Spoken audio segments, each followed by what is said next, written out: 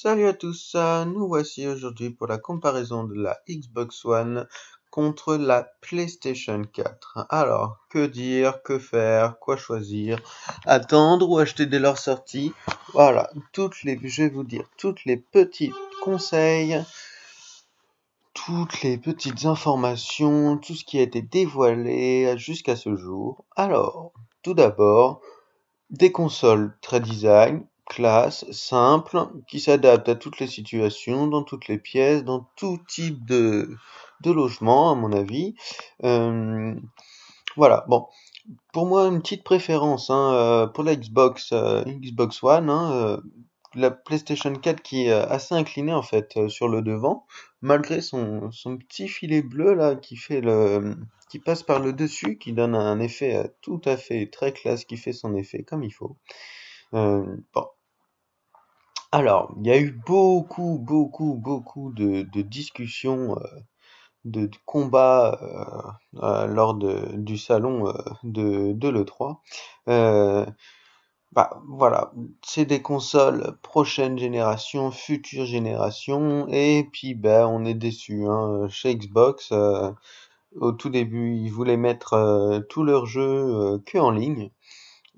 Que du en ligne en fait. Donc bah, pour les personnes qui n'ont pas accès à Internet, c'était impossible à jouer. Et bah, finalement, ils ont changé d'avis.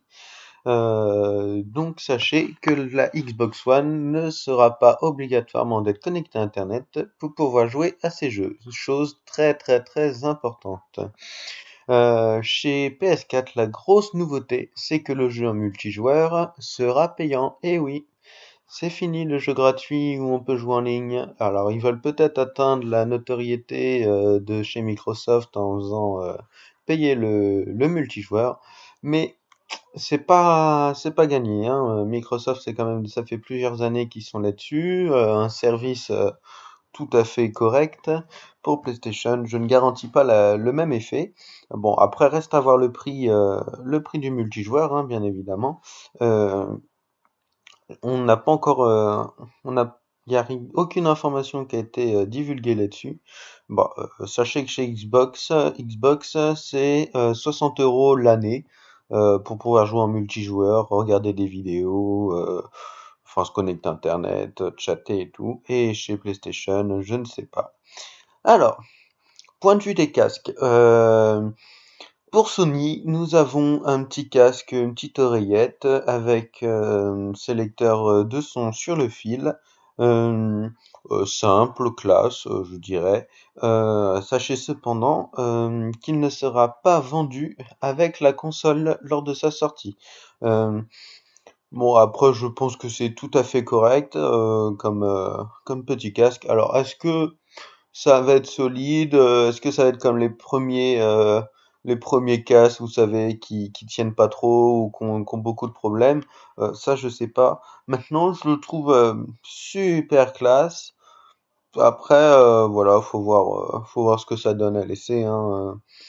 Mais bon, en tout cas, un design simple, efficace. Tout le reflet de la PS4, c'est simple, c'est efficace.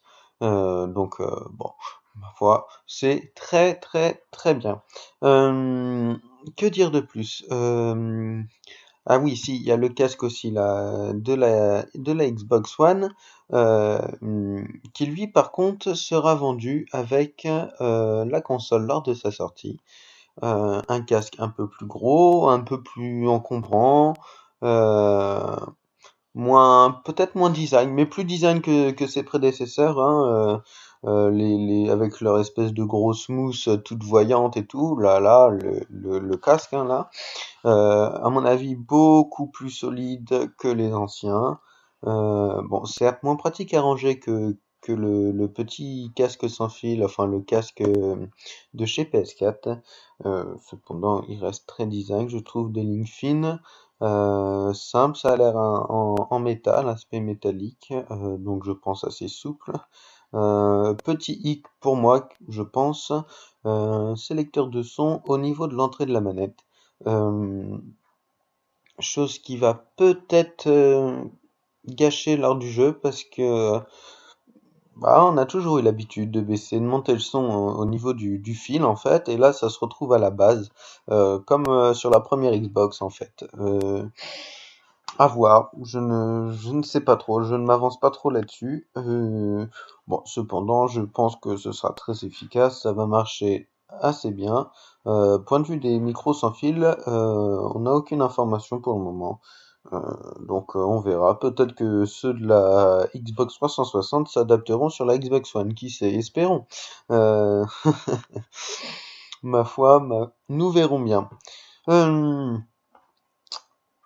si, ça c'est bon, oui. Après, point de vue des manettes. Alors, nous avons chez PS4 un espèce de petit pavé tactile et chez Xbox One une manette, euh, je dirais un peu plus fine, point de vue des touches. Euh, alors moi, j'ai un hic pour PS4, excusez-moi, mais le pavé tactile, je ne suis pas sûr que ce soit une très bonne idée. Imaginez le prix de la manette, si on casse le pavé tactile, je suis pas sûr que ça soit super donné et pas super pratique pour jouer non plus, je pense. Pour le peu qu'on ait les doigts un peu moites, un peu... Ah, à mon avis, ça va causer plusieurs problèmes pour Sony. Mais enfin, ça reste une sacrée innovation, je trouve, que si ça intégrera, à mon avis, pas mal dans les jeux, ça fera pas mal de, de nouveautés. Ça reste à voir, reste à tester. Mais moi, j'avoue, je pêche un peu pour PS4, hein, ça me dérange. Ce pavé, je pense pas que ça va être utile à la longue, ça va plutôt être énervant même. Bon, mais bon, ils l'ont fait ainsi, nous verrons bien. Pour Xbox One, bah, pas grand-chose à dire, hein, toujours leur manette. Facile, enfin, de prise en main super bien pratique, hein, toujours le BMD, les deux joysticks. Bon, elle paraît un peu plus grosse maintenant, ça reste à voir, hein, je pense pas que ça va se sentir beaucoup. Ah oui, alors, aussi, point de vue comparaison, sachez que la PS4 sera vendue sans disque dur, alors que la Xbox One a un disque dur de 500 gigaoctets. De quoi faire, et oui. Euh, Cependant, peut-être petit plus pour la PS4, on va dire. Point de vue performance, elle serait plus puissante que la Xbox One. Maintenant, cela reste à vérifier, puisque il y a toujours eu des consoles plus puissantes que les autres. La Xbox 360 était soi-disant moins puissante que la PlayStation 3. Résultat des courses, ça se sent pas tant que ça, même pour pouvoir dire pas du tout. Euh, bon, ça reste à voir, hein, mais sachez aussi que les premières consoles ont tendance à surchauffer assez vite. C'était le cas de la première Xbox et des premières PlayStation. Donc méfiez-vous, gare à vous. Faut, moi, je pense va falloir attendre, hein, pour les acheter, de voir bah, tous les défauts qu'il y a, tous les avantages qu'il y a. Bon, sinon, les consoles sont comparables, hein, un lecteur Blu-ray des deux côtés, des ports USB, 8 Go de mémoire RAM. Non, franchement, il y a de quoi faire, des belles bêtes, mais qui restent pour moi à voir parce que sur le papier, ce n'est pas la réalité. Et les premières consoles, comme vous le savez, ont toujours des problèmes au tout début. Alors, point de vue des sorties, pour PS4, nous avons une sortie prévue pour Noël 2013 et pour la Xbox One, novembre 2013.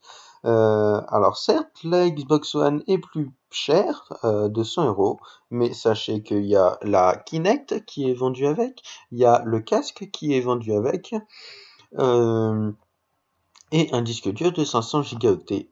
Chez PS4, nous n'avons pas le disque dur, nous n'avons pas le casque et nous avons pas